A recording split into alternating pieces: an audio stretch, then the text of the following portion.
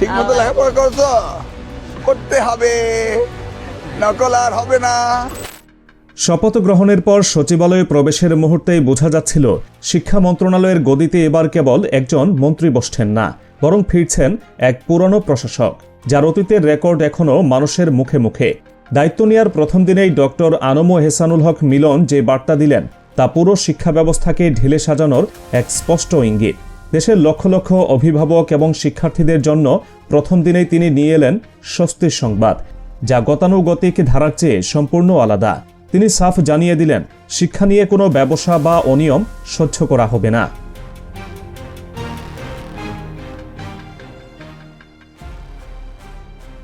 মন্ত্রণালয়ের দায়িত্ব বুঝে নেওয়ার পরপরই প্রথম যে বিষয়টি নিয়ে তিনি কথা বললেন তা সরাসরি অভিভাবকদের পকেটের উপর চাপ কমানোর সঙ্গে সম্পর্কিত। স্কুল কলেজগুলোতে প্রতি বছর নতুন ক্লাসে ওঠার সময় যে অতিরিক্ত পুনঃভর্তি ফি বা সেশন ফি নেওয়ার রেওয়াজ তৈরি হয়েছে তা তিনি প্রথম দিনেই বন্ধের ঘোষণা দিলেন। নতুন সরকারের শুরুতেই এমন জনবান্ধব সিদ্ধান্ত সারা দেশের মধ্যবিত্ত ও নিম্নবিত্ত অভিভাবকদের মাঝে ব্যাপক সাড়া ফেলেছে। শুধু তাই নয়, আসন্ন রমজান মাসে কোমলমতি শিক্ষার্থীদের কষ্টের কথা বিবেচনায় নিয়ে প্রাথমিক ও নিম্ন মাধ্যমিক বিদ্যালয়গুলো বন্ধ রাখার সিদ্ধান্তও জানিয়ে দেওয়া হয়েছে। এর মাধ্যমে এটি স্পষ্ট হল, নতুন শিক্ষামন্ত্রী কেবল নীতি নির্ধারণী বিষয় নয়, মানবিক দিকগুলোকেও সর্বোচ্চ গুরুত্ব দিচ্ছেন।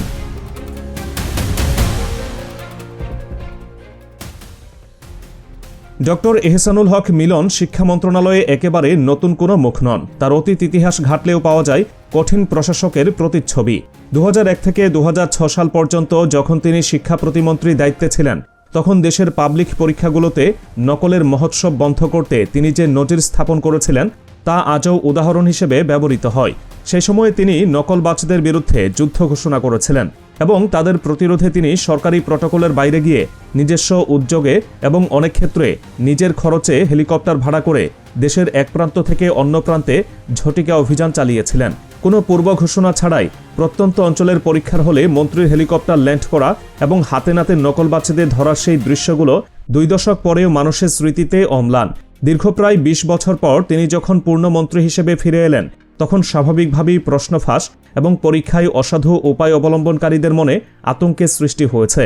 তিনি তার প্রথম সংবাদ সম্মেলনেই সেই পুরনো মেজাজে জানিয়ে দিলেন, পরীক্ষায় নকল এবং প্রশ্ন ফাঁস ইতিহাসের পাতায় চলে গেছে, এর পুনরাবৃত্তি আর কোনোভাবেই ঘটতে দেওয়া হবে না।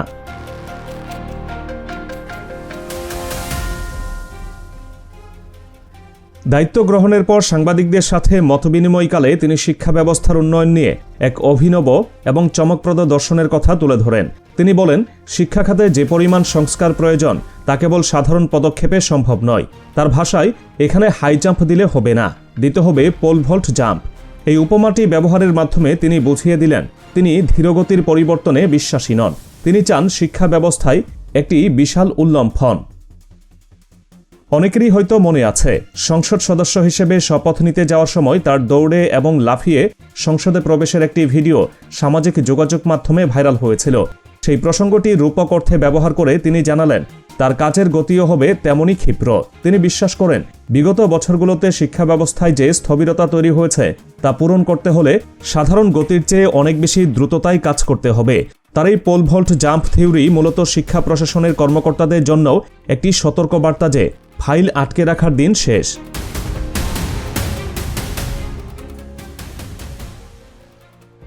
বর্তমান বিশ্বের সাথে তাল মিলাতে হলে শিক্ষা কারিকুলামে কী ধরনের পরিবর্তন আনা প্রয়োজন সে বিষয়েও তিনি অত্যন্ত স্পষ্ট এবং আধুনিক দৃষ্টিভঙ্গি প্রকাশ করেছেন। তিনি গতবাধা মুখস্থ বিদ্যার পরিবর্তে চতুর্থ শিল্প বিপ্লব বা ফোর্থ ইন্ডাস্ট্রিয়াল রেভলিউশনের উপযোগী মানব সম্পদ তৈরির উপর জোর দিয়েছেন। সাংবাদিকদের তিনি বলেন, ব্যাকডেটেড শিক্ষা ব্যবস্থা নিয়ে এগোনো যাবে না। বিশ্ব এখন গ্লোবাল ভিলেজ। আন্তর্জাতিক মানের সঙ্গে সামঞ্জস্য রেখে শিক্ষা ব্যবস্থা গড়ে তুলতে হবে। তার পরিকল্পনায় রয়েছে ন্যানো টেকনোলজি, কৃত্রিম বুদ্ধিমত্তা এবং আর্টিফিশিয়াল ইন্টেলিজেন্স এবং রোবোটিক্সের মতো বিষয়গুলোকে মূলধারার শিক্ষার সাথে সম্পৃক্ত করা। তিনি স্পষ্ট করেছেন, এআই বা কৃত্রিম বুদ্ধিমত্তা এখন আর বিলাসী কোনো বিষয় নয়, এটি শিক্ষার অবিচ্ছেদ্য অংশ হতে যাচ্ছে।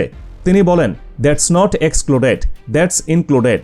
অর্থাৎ আগামী দিনের শিক্ষার্থীরা যেন প্রযুক্তির জ্ঞানে পিছিয়ে না থাকে, সেজন্য ডিজিটাল লিটারেসি এবং ইংরেজি ভাষায় দক্ষতার উপর বিশেষ গুরুত্ব দেওয়া হবে। আমাদের প্রধান চ্যালেঞ্জ লেখাপড়া শেষে কর্মসংস্থান নিশ্চিত করা এবং সেই লক্ষ্যেই পুরো শিক্ষা ব্যবস্থাপনা সাজানো হবে বলে তিনি আশ্বাস দিয়েছেন।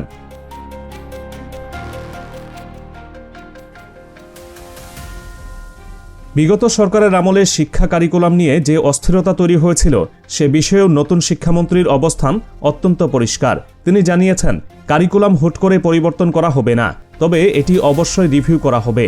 বিগত আওয়ামী লীগ সরকারের সময় নতুন শিক্ষাক্রম প্রণয়ন এবং পরবর্তীতে অন্তর্বর্তী সরকারের সময়ে আবার 2012 সালের কারিকুলামে ফিরে যাওয়ার যে দোলাচল ছিল, সেখান থেকে বেরিয়ে এসে একটি স্থিতিশীল এবং যুগোপযোগী কারিকুলাম প্রণয়নই তার লক্ষ্য। এক্ষেত্রে শিক্ষা প্রতিমন্ত্রী ববি হাজ্জাজও একটি গুরুত্বপূর্ণ পয়েন্ট যোগ করেছেন। তিনি জানিয়েছেন, পাঠ্যপুস্তক তৈরির ক্ষেত্রে উন্নত বিশ্বের সিস্টেম ফলো করা হবে।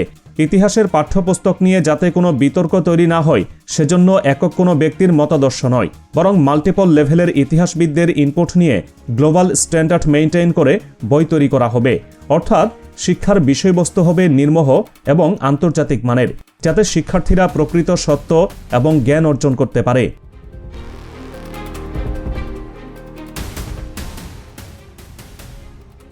সাংবাদিকদের সাথে আলাপচারিতায় উঠে আসে দুর্নীতি এবং অনিয়মের প্রসঙ্গ। এমপিও ভুক্তি এবং শিক্ষক নিয়োগে বিগত সময়ে যে ব্যাপক দুর্নীতির অভিযোগ ছিল, সে বিষয়ে বর্তমান সরকার কী পদক্ষেপ নেবে এমন জিজ্ঞাসার জবাবে শিক্ষামন্ত্রী ডক্টর মিলন এক অনন্য রাজনৈতিক শিষ্টাচার ও দৃঢ়তার পরিচয় দেন। তিনি বলেন, আমরা পেছনের জানালায় দৃষ্টি রেখে পেছন দিকে গাড়ি চালাতে চাই না। We don't want to drive our car looking the rear view mirror. তার এই বক্তব্যের মূল সারাংশ হল, অতীত নিয়ে পড়ে থেকে সময় নষ্ট করার চেয়ে তারা ভবিষ্যতের দিকে তাকাতে চান। তিনি বলেন, 2001 থেকে 2006 সাল পর্যন্ত আমি দায়িত্বে ছিলাম, তখন কোনো দুর্নীতি হয়নি। আমরা আবার এসেছি, অতএব তারা কি করেছে তার জবাবদিহিতা আমার দেওয়ার নয়, কিন্তু আমরা করিনি তার প্রমাণ রয়েছে, এবং আমরা এসেছি, দুর্নীতি হবে না, এটাই আপনারা ধরে নিতে পারেন, অ্যান্ড দ্যাটস ফাইনাল। এই বক্তব্যের মাধ্যমে তিনি দুটি বিষয় নিশ্চিত করলেন। প্রথমত, তিনি রাজনৈতিক কাদা ছোড়াছড়িতে সময় নষ্ট করবেন না। দ্বিতীয়ত, তার সময়ে দুর্নীতি বা অনিয়মের ব্যাপারে তিনি জিরো টলারেন্স নীতি অবলম্বন করবেন। শিক্ষা প্রতিষ্ঠান সরকারিকরণের ক্ষেত্রে যদি কোনো অনিয়মের প্রমাণ পাওয়া যায়, তবে তা তদন্ত সাপেক্ষে ব্যবস্থা নেওয়া হবে, কিন্তু কোনো ঢালাও অভিযোগ বা প্রতিহিংসা চরিতার্থ করা হবে না।